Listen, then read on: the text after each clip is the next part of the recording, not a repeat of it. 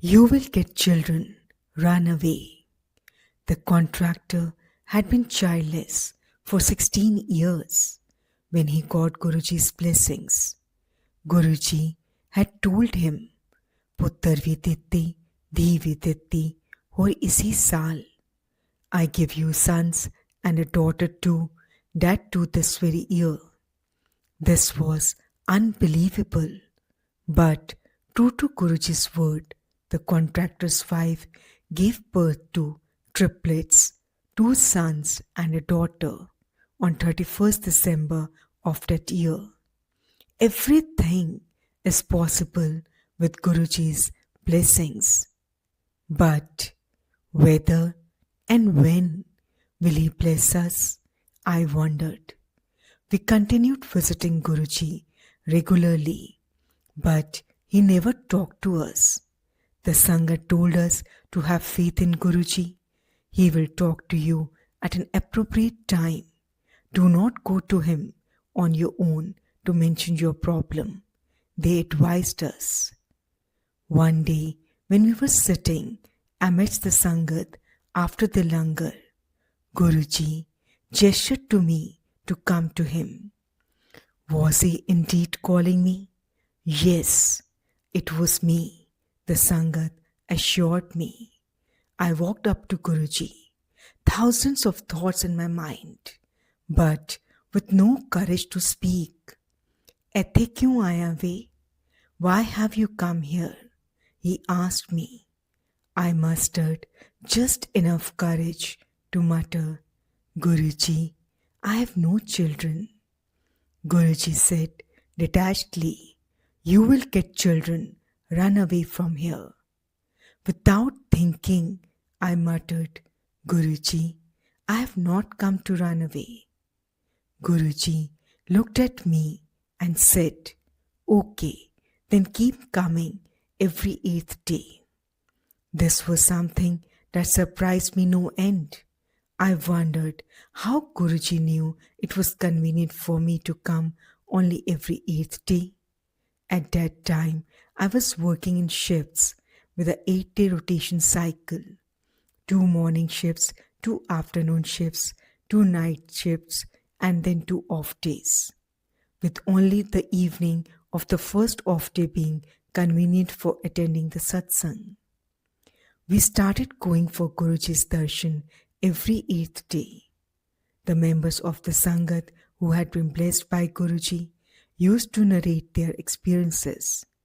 This gave us hope that our desires would also be fulfilled, thanks to Guruji. But when? We used to ask ourselves. Also, things were improving. My wife's job became permanent in November 1998. She took Guruji's blessings before her job interview and was the only one selected from among 42 candidates. Our finances were also getting better. My wife and I were continuing to get treatment for infertility without much success. The doctor had suggested a few attempts at IUI, although she was not hopeful it would work for us. She had stated that this would be followed by attempts at IVF, an expensive procedure. At the same time, I received a message from my company that I had been shortlisted for an entrance exam to an executive MBA program. The duration of the program, beginning June 2000, was to be 1 year. I was in 2 minds. My wife was vehemently and vocally against appearing for that exam. I asked her to leave the decision to Guruji. She stated, what if he says yes? The treatment will stop for 1 year. Still, on our next visit, I gathered courage to go up to Guruji and ask him whether I should go for the exam. Guruji responded, saying, such chances come only once in a lifetime. You should go for it. I told my wife of Guruji's decision. She was unhappy. I appeared for the examination.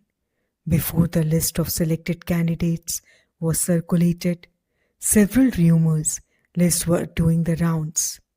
My name was not there in any of the rumor list. I told my wife about it. She was relieved. Meanwhile, the doctor decided to make a last IU attempt on 2nd June 2000. She stated that she was not hopeful and would want us to go for IVF after this attempt. I informed my office that I would be coming late on that day. After the sample collection and initial checkup, I had to give a repeat sample. I called up my office and conveyed that I would get late further and may not come in at all. I was instructed to make it to the office howsoever late I may get. I gave a repeat sample and after arranging for my wife's return home, left for my office. There, I was told of my selection for the Executive MBA program. Acceptance for joining the course was to be given within 3 days. The next day, we went for Guruji's darshan. I broke the news of my selection to the MBA program to Guruji. My illusion, as if anybody can ever break news to the omniscient. He smiled and said, "Fir te kalyan ho gaya. You have been blessed then." I thought, I have told Guruji about my selection and he is saying I have been blessed with happiness. This is but obvious. What Guruji meant was not apparent to us. We were to discover that in a few days. I joined the institute at Gurgaon for the program. After the first module, I went back home. We went for darshan that evening. While returning, my wife asked me to buy a pregnancy test kit, and the meaning of Guruji's statement became obvious to us the next morning, when my wife tested positive for pregnancy. The last attempt at IUI under tough circumstances had turned out successful, thanks to Guruji. Both of us were overwhelmed with joy and gratitude. We were in tears and were repeatedly kissing Guruji's photographs for a long, long while. We went to Guruji that evening. I touched his feet and was about to speak, once again trying to break the news to the omniscient, when he motioned me to keep quiet. "I know," he said. My wife went through her pregnancy quite comfortably in spite of my absence. She was able to get a house in her college campus during that phase, which helped her to do away with much of the traveling. She gave birth to a boy on 31st January 2001. After completion of the baby's first 40 days, we took the infant to Guruji for his blessings. That day, at the time of giving us leave, Guruji asked my wife, "Poonam auntie, aur munda lena hai? Do you want another son?" She was taken by surprise and did not answer. Guruji repeated this question to my wife on every visit we made. She never answered, but kept wondering during her drives back home how she could go through the medical procedure once again, and that too with such a small child to care of. She said, "Guruji must be joking." After completion of my MBA in June 2001, I got transfer orders for Rajband, a place close to the Durgapur in West Bengal. It was not possible for me to move at that time, considering the young child and other responsibilities at Delhi. I pleaded with my company seniors, but no one was prepared to help. Disheartened by the apathy of my seniors, I was considering moving to the new posting without my family. After making arrangements in Delhi for this day, we went for Guruji's darshan on the evening. That day, the last of the seniors I had been requesting had said no to me. That day too, Guruji asked the same question to my wife. Poonam auntie, और मुंडा लेना है? She promptly spoke, how will I get another son if my husband goes on posting? Guruji smiled and said, this is really a technical problem. Let me cancel this transfer. We touched his feet and went back home. 2 days later, one of my senior officers called up and said, you have been talking of your inability to move. Why don't you write your request out and fax it to me? I will see what can be done about it. I knew who had put the thought in his mind. I continued in Delhi for another 2 years after that, rejoining the office on Guruji's birthday, 7 July 2001. Guruji continued to put the same question to my wife. One evening in April 2002, she answered, as you please. The pregnancy test done the next day was positive. This time it had happened without any medical procedure. During the course of this pregnancy, my wife once mentioned to me that she wanted a daughter this time and would ask Guruji for the same. On our next visit, as she was about to make the request to Guruji, while touching his feet, he spoke first. First time, a son, and second time, also a son. She had her answer, and of course, another son was born to us on 1st December 2002. Guruji christened the second son Ishuk. After the birth of her second child, Guruji once asked my wife whether she was planning to pursue a PhD. She replied that it was too difficult to manage her studies with 2 children. Guruji repeated the suggestion to her, adding, do you know PhD means? Pagal hone ka dar, fear of turning insane.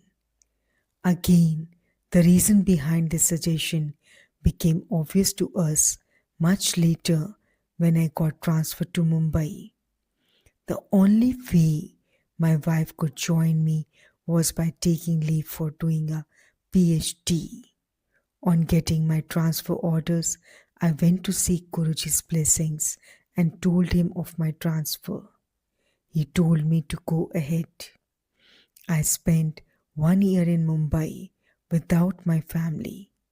During this phase, we visited Guruji a few times.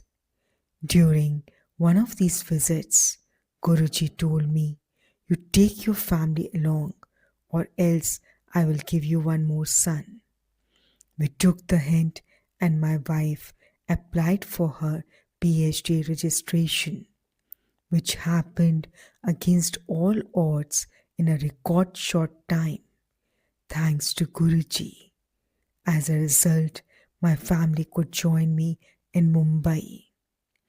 It would not be out of place to mention here that one of my father's friends, an accomplished astrologer, had told me when we did not have any children that I would get my first child only at the age of 41.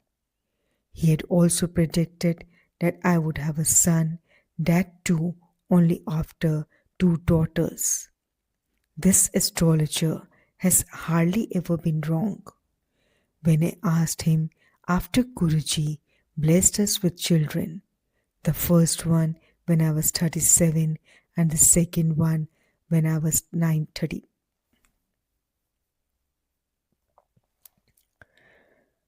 And the second one when I was 39 how his prediction had gone wrong. He replied that astrology can only tell how your destiny has been decided by God.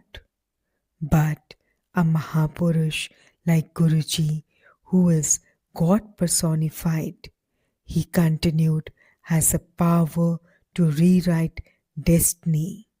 So there is no doubt that the one who has the power to rewrite our destinies is God Himself.